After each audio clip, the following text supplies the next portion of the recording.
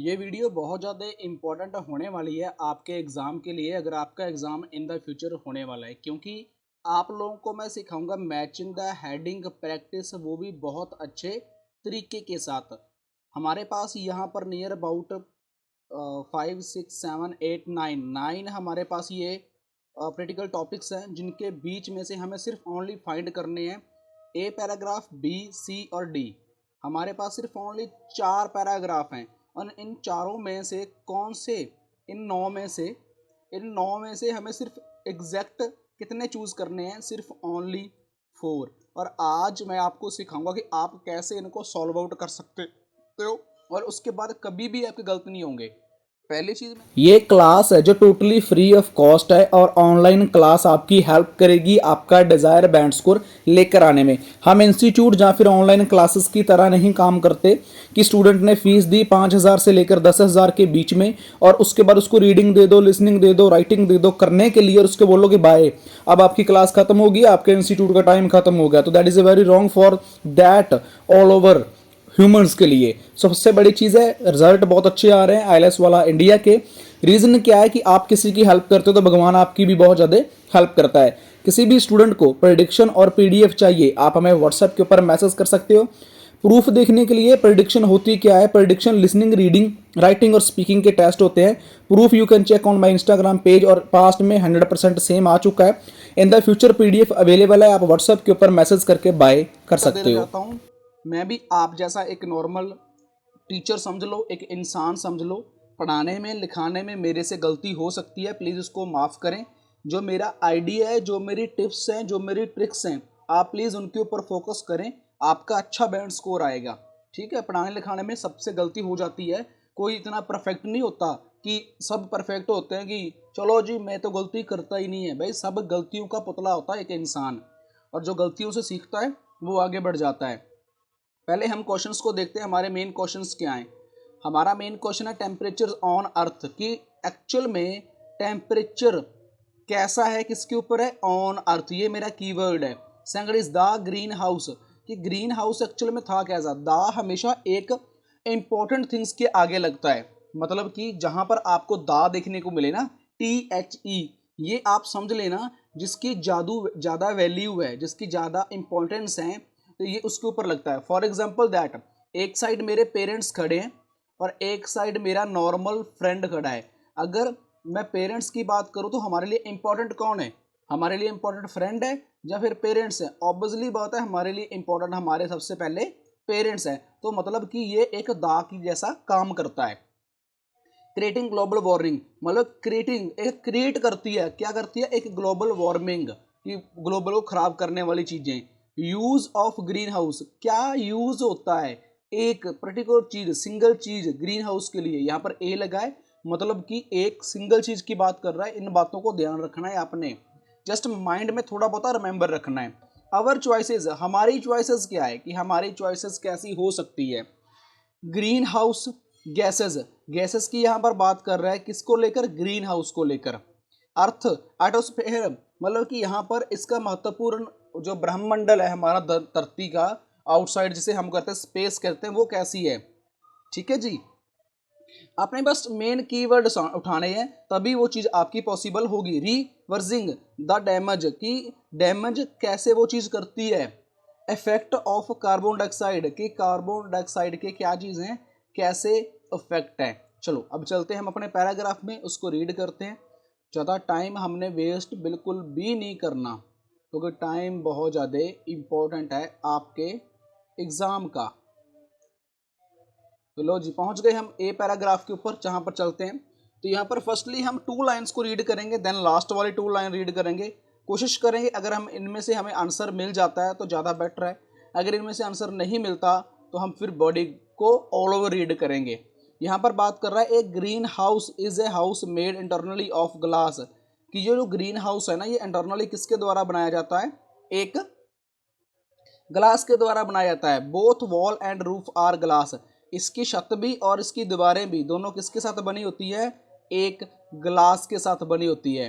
One of the main purpose, इसका एक main purpose क्या है, ग्रीन हाउसेज ग्रो, कि ग्रीन हाउसेज क्या ग्रो करता है, टमाटोज करता है, फ्लावर करता है, other plant the might struggle to grow outside, कि जो ये इनसाइड जिसके अवेलेबल होते हैं tomatoes, flower and other plants, ये इनको ग्रो करता है, बट अदर स्ट्रगल करते हैं ग्रो होने में आउटसाइड। तो ये हमारी पहले 2 लाइन्स हो चुकी हैं। तो इसमें उसने क्वेश्चन बताया कि ग्लास के बारे में बताया कि ग्लास किसका होता है, कांच का बना होता है, उसकी दीवारें भी, उसका लाइक दैट छत भी, रूफ भी उसकी, उसमें क्या कुछ उगाया जाता है, टमाटो वगैरह, फ्लावर वगैरह उगाए जाते हैं, अदर प्लांट ज़्यादा स्ट्रगल करते हैं ग्रो होने में। तो ये चीज़ें उसके बारे में बताई गई हैं।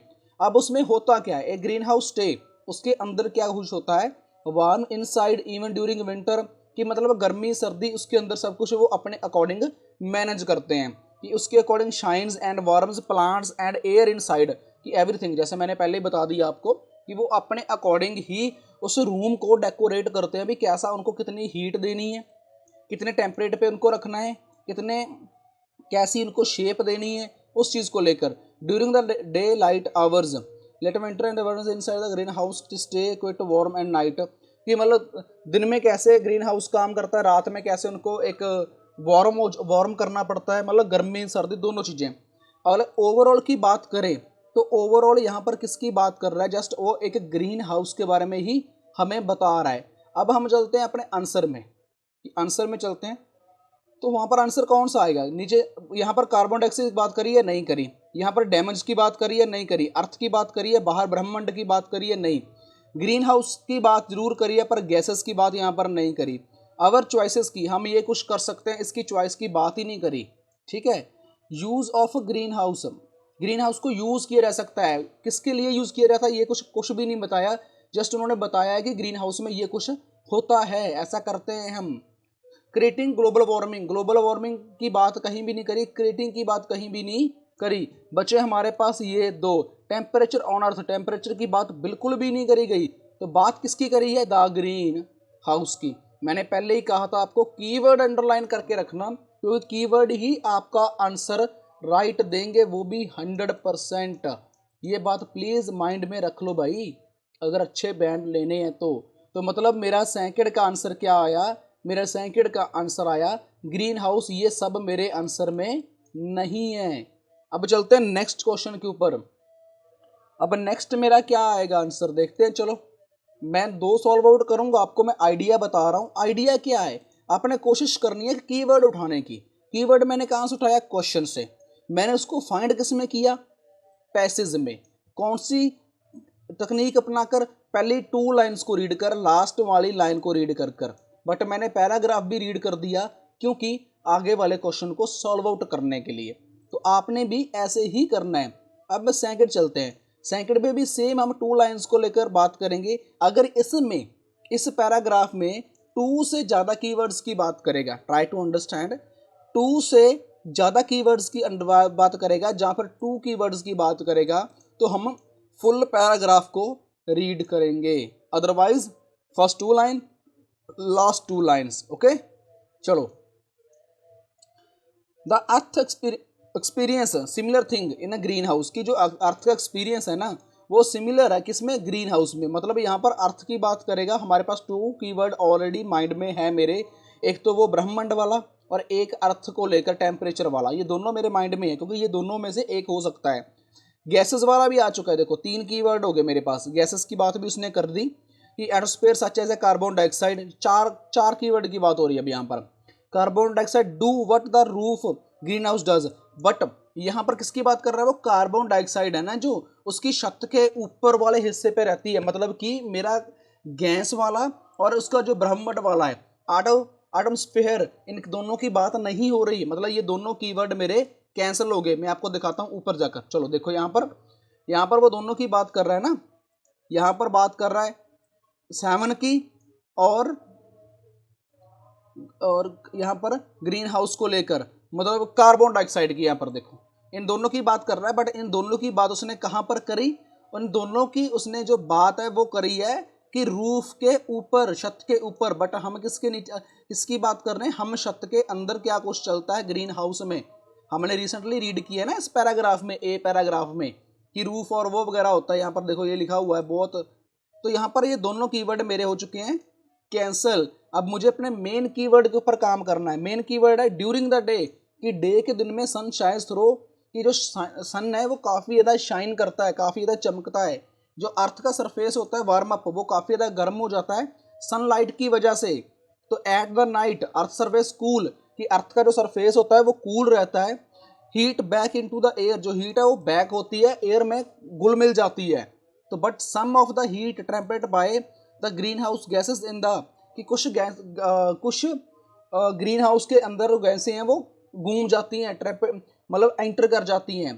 तो लास्ट वन लाइन रीड करते हैं, that is what keep our earth warm and comfortable 59 degree on the average. मतलब कि जो उसका टेम्परेचर वगैरह है इनसाइड या आउटसाइड का, तो मैक्सिमम टू मिनिमम हमें 59 डिग्री पर रखना पड़ता है। मतलब कि इसमें ज़्यादातर बात किसकी कर रहा है, वो ज़्यादातर वो बात कर रहा है एक टेम्परेचर को लेकर, कि एक्चुअल में टेम्परेचर की वजह से ही वो सब चीज़ें हो पाती हैं। अगर टेम्परेचर कूल है या फिर हाई है, उससे कार्बन डाइऑक्साइड बनती है, उससे गैसेस निकलती हैं, तो ये अर्थ को कूल रखता है। At the night earth surface cool, देखो नाइट में अर्थ है जो कूल हो जाती है।